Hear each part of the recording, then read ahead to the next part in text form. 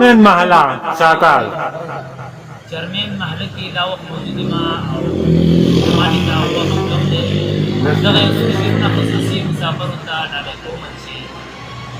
بس خو چې کوي سړی ذکر د خدای پر جماعت کې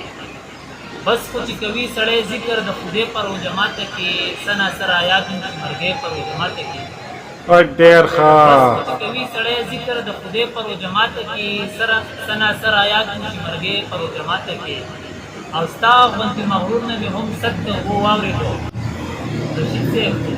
ستا غونتی مغرور نه به هم ست او واورېدو سنا سر بیمار پر سړی پر جماعت کې ستا غونتی مغرور نه به هم ست او واورېدو